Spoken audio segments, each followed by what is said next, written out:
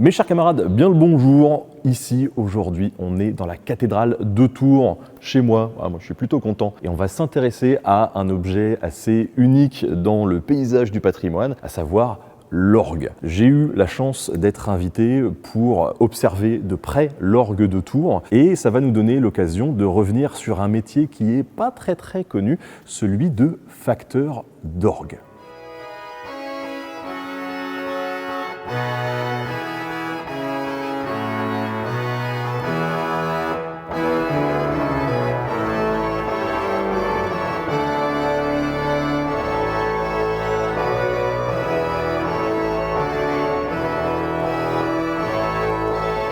Je m'appelle Benoît, je suis facteur d'orgue au sein de l'équipe de Pierre-Adrien Play à Troyes en Champagne. J'exerce depuis 5 ans. Je suis organiste amateur et un jour dans une église où je jouais, il y a eu une panne dans l'instrument.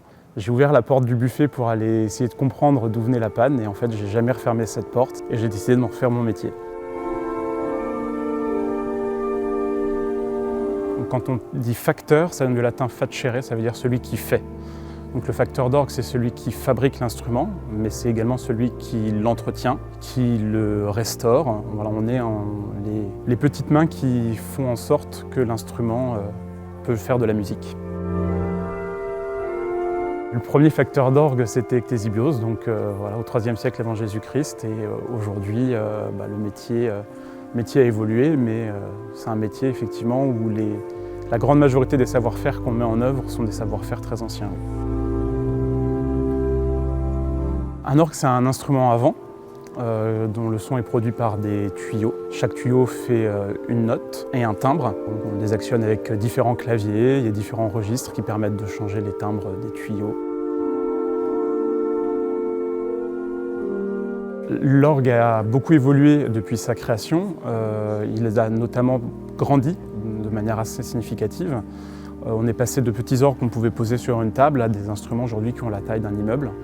Cette évolution elle a été rendue possible grâce à des améliorations techniques, donc notamment l'abrégé qui a permis d'élargir la taille des sommiers, l'invention du registre qui a permis de différencier les différents sons de l'instrument. Et puis ensuite, au XIXe siècle, on a eu des grandes innovations qui ont permis de soulager le jeu de l'organiste par rapport à des instruments qui devenaient très grands et parfois très lourds en termes de toucher. Et donc on a des assistances aux transmissions comme la machine Barker, on a aussi des transmissions complètement différentes avec de la pneumatique qui ont existé.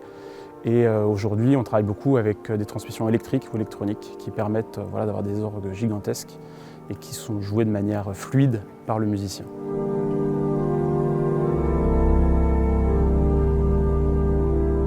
Aujourd'hui, la majorité des instruments qu'on trouve en France sont des instruments très anciens. Une grande partie d'entre eux sont classés au titre des monuments historiques. On cherche à transmettre ce patrimoine, que ce soit aussi bien le musicien qui le fait vivre que le facteur qui le maintient en état et qui le restaure.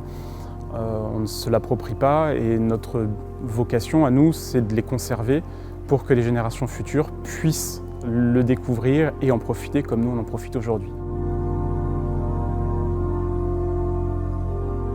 Découvrir un nouvel orgue, c'est un peu comme rencontrer quelqu'un. Chaque instrument est unique, chaque instrument a son caractère, chaque instrument a une histoire à raconter. Et la première chose à faire quand on arrive sur un instrument, c'est l'écouter, justement. Écouter l'histoire qu'il nous raconte, écouter les rhumatismes dont il peut nous faire part, écouter les petits bobos, mais écouter aussi la beauté d'un instrument, sa richesse harmonique et tout cet équilibre. Et puis aller ensuite à l'intérieur et puis chercher les causes des pannes ou justement parfois regarder ce qui a été fabriqué il y a des siècles et se dire « waouh, ça a été vachement bien fait, on n'a pas trop envie d'y toucher et de conserver tout ça le mieux possible ». L'orgue de la cathédrale de Tours, il a plein de spécificités, il a plein de facettes uniques, comme tous les orgues. Mais ce qui est particulièrement intéressant, c'est que c'est un livre d'histoire. C'est un instrument qui est ancien, le buffet est du XVIe, en tout cas les premières strates du buffet sont du XVIe, mais on trouve de la tuyauterie du XVIIe, du XVIIIe, et même du XIXe et du XXe, ce qui fait qu'on a sous les yeux un petit peu une chronologie de ce qui s'est fait en facture d'orgue.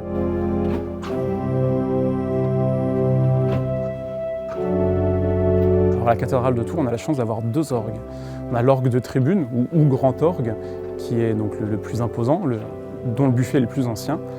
Et on a aussi un orgue de chœur, qui est un instrument du 19e. Les deux instruments, ils ont un rôle totalement différent. L'orgue de tribune, lui, il va surtout servir à des pièces solistes, soit du répertoire écrit, soit de l'improvisation. Et l'orgue de chœur, il a une vocation d'accompagnement. D'accompagnement pour des concerts ou d'accompagnement pour de la liturgie, puisqu'il est à proximité des autres musiciens ou des chanteurs avec lesquels il joue.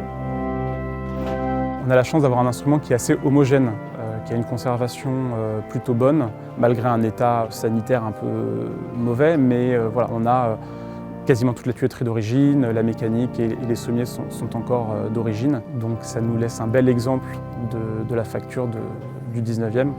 Et Joseph Merclin, le facteur qui l'a construit, est un des grands noms de cette époque dans la facture d'orgue française, donc c'est un trésor patrimonial important, oui.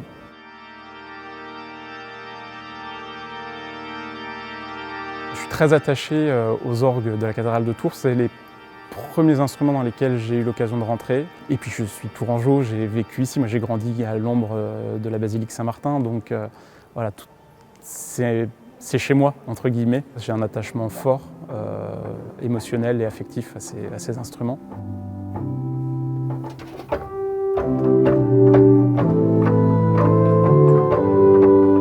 La question de la modernisation ou de la reconstitution des orgues anciennes est une question assez délicate. Il y a plusieurs écoles qui se font face. L'équipe de Pierre-Adrien Play dont je fais partie, elle a une attention vraiment particulière à conserver et à préserver le patrimoine ancien. On cherche non pas à s'imposer mais à s'effacer face au travail qui a été fait avant nous et au patrimoine auquel on a affaire. Le but étant de permettre aux générations suivantes d'avoir accès à l'orgue tel qu'il a été voulu, pensé, imaginé et conçu par le facteur qui l'a construit. Certains de nos confrères, eux, ont une approche un peu plus interventionniste, c'est-à-dire qu'ils vont prendre le parti d'apporter des modifications rendues possibles par la technique moderne afin d'améliorer et d'augmenter les orgues anciens sur lesquels ils travaillent.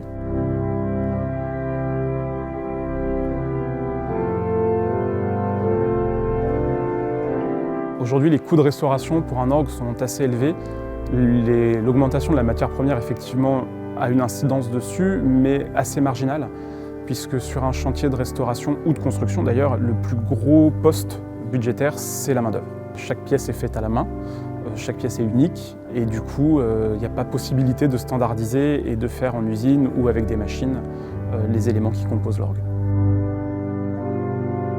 Un orgue, c'est un instrument fragile qui nécessite de veiller dessus de manière régulière. Idéalement, on effectue une visite à chaque changement de saison pour pouvoir suivre les variations de température et d'hygrométrie, pour régler la mécanique, pour réaccorder les jeux entre eux pour que l'instrument sonne juste et faire en sorte qu'on puisse le jouer. Et puis ensuite, il y a ce qu'on appelle les relevages, qui sont des opérations un peu plus lourdes où on vient déposer toute la tuyauterie et procéder à un nettoyage complet, d'enlever toute la poussière qu'il y a dans chaque tuyau, dans chaque interstice de l'instrument, pour lui redonner toute sa brillance et tout son éclat. Le dernier niveau d'intervention, ça va être une restauration, où là on démonte complètement l'instrument, on va réparer toutes les pièces qui sont cassées ou qui sont trop usées, on va changer parfois les pots qui assurent l'étanchéité des soufflets, pour permettre justement à l'instrument de repartir pour plusieurs dizaines d'années de fonctionnement. Un facteur d'orgue aujourd'hui, il est capable, il exerce différents métiers. Le premier, c'est menuisier. En fait, on travaille énormément le bois, mais on travaille également le métal pour tout ce qui concerne la tuyauterie. Donc on travaille également de la peau, donc on est un peu cordonnier, on est mécanicien parce qu'on fait effectivement de la mécanique.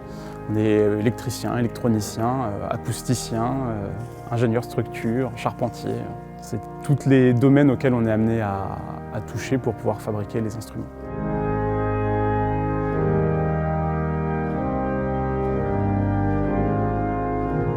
Dans le cadre de notre métier, c'est important d'entretenir de bonnes relations avec les organistes puisque c'est eux qui utilisent l'instrument au quotidien. Et quand on arrive sur place, soit ils nous accueillent directement et ils peuvent nous dire de vive voix ce qui va ou ne va pas dans l'instrument, ou la plupart du temps ils nous laissent un petit carnet avec des petites annotations et au fur et à mesure des pannes ou des dysfonctionnements, ils les notent dedans et quand nous on arrive pour faire les entretiens, on peut intervenir au plus juste pour pouvoir permettre à l'orgue de fonctionner correctement. Quand on intervient sur des entretiens saisonniers sur un orgue, la première chose qu'on fait, c'est on l'écoute, on le joue, on regarde comment se comporte la mécanique, comment elle a évolué avec les changements de température et l'hygrométrie. On la règle pour que tout fonctionne bien. Et ensuite, on procède à un accord de l'instrument pour lui permettre de sonner juste quand le musicien va venir jouer dessus. Alors parfois, il y a des petites pièces qui peuvent casser, des petites équerres ou des écrous qui se dévissent ou qui tombent. Et c'est des choses qu'on peut être amené à réparer ou à remplacer ou à remettre en place. Quand on vient faire un accord sur un petit orgue dans une église de campagne, c'est quelques heures. Par contre, quand on vient restaurer un orgue de cathédrale, c'est plusieurs années de travail pour une équipe. Il y a plein de styles d'orgues différents en fonction de l'époque et puis du pays dans lequel il a été construit. Sous l'Ancien Régime, on note des différences notables entre un orgue baroque allemand, un orgue classique français ou un orgue espagnol où on va avoir des styles de son et de buffets très très variés. Au XIXe, il y a une sorte d'uniformité qui se dessine dans les instruments puisque l'orgue va chercher à copier l'orchestre symphonique. Donc on a toute une vague d'orgues romantiques qui va apparaître. Et puis ensuite, les orgues vont continuer de grossir jusqu'au XXe et au XXIe où on a les instruments gigantesques qu'on peut connaître aujourd'hui.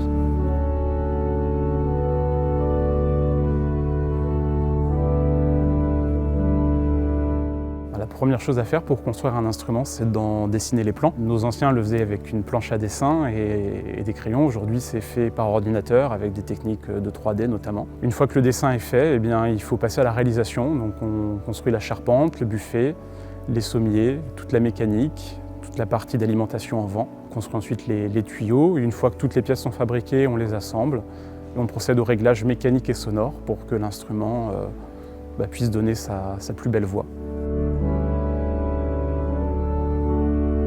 On continue de construire des orgues neufs actuellement, ce qui permet avec les techniques modernes d'apporter des innovations en termes de jeu mais aussi en termes de son et de varier énormément par rapport à ce qu'on pouvait connaître sous l'Ancien Régime ou au Moyen-Âge et même au XIXe. Aujourd'hui, on arrive à faire des instruments qui innovent encore aujourd'hui. Fabriquer un orgue, ça demande beaucoup de temps, c'est des milliers d'heures. Ce volume, il va différencier en fonction de chaque instrument. On ne mettra pas le même temps à fabriquer un petit orgue pour un conservatoire qu'un grand orgue pour une cathédrale. Mais dans tous les cas, c'est beaucoup de temps parce que la majorité des pièces sont des pièces uniques, réalisées à la main, sur mesure, pour s'adapter à l'instrument qu'on veut fabriquer.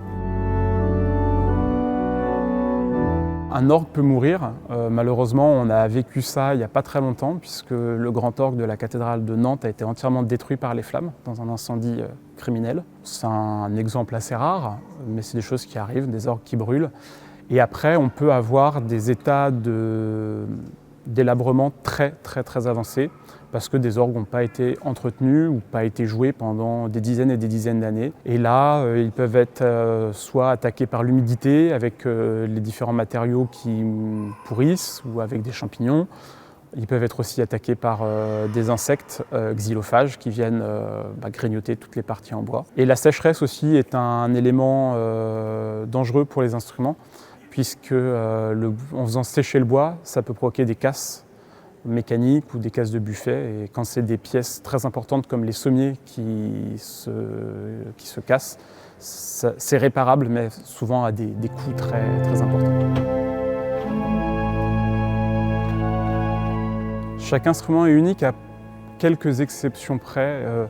On a eu au 19e des grandes manufactures qui ont essayé de rationaliser leurs coûts de production et de standardiser une partie des procédés de fabrication. On peut citer Aristide Cavaillé-Coll qui a créé quelques modèles, on va dire, standards d'orgue avec toujours possibilité, bien évidemment, d'options et de choix qui permettaient à chaque paroisse d'avoir un instrument qui correspondait à ses envies. Et on a eu aussi De Bière qui était facteur à Nantes, qui a fabriqué des orgues polyphones, donc ce sont des orgues de petite taille qui sont transportables et qui permettait d'être envoyé un petit peu partout au travers le monde pour pouvoir justement suivre des missionnaires qui allaient dans les colonies et d'arriver avec un orgue qui avait été fabriqué en Europe.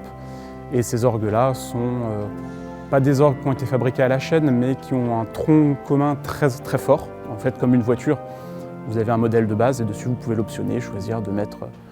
Là, on pouvait choisir de mettre une trompette, de mettre une flûte ou de mettre un autre jeu voilà, pour pouvoir personnaliser l'instrument.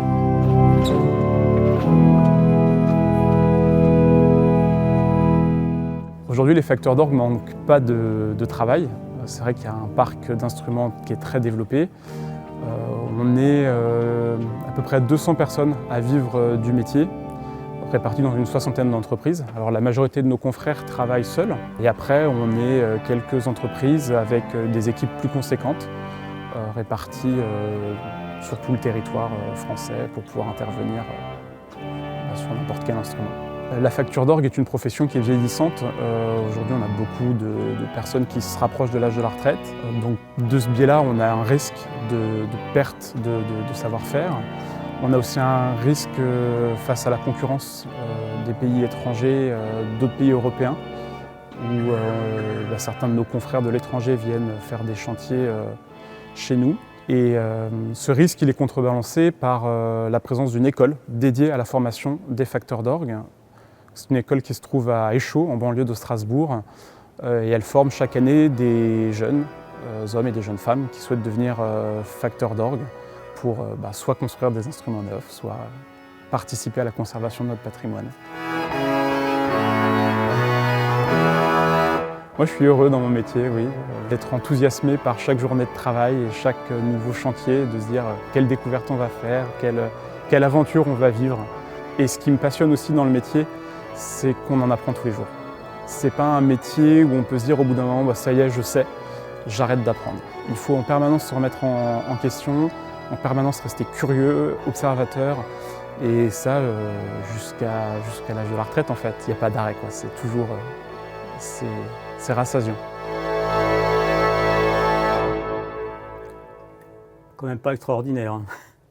Cet orgue de Tours qui est derrière moi, il est vraiment magnifique. En tout cas, je suis hyper reconnaissant d'avoir eu la chance de pouvoir l'approcher de si près, de voir toute cette machinerie incroyable qui se trouve derrière. J'espère que cet épisode vous a plu en tout cas et que ça vous a passionné, vous aussi, de découvrir cet incroyable métier de facteur d'orgue. J'aimerais remercier pour ça Benoît, Alix et Gérard pour leur accueil parce que vraiment c'était super et j'espère avoir l'occasion de vous partager de nouvelles expériences, de nouvelles aventures à travers de prochaines vidéos, donc à très vite sur la chaîne.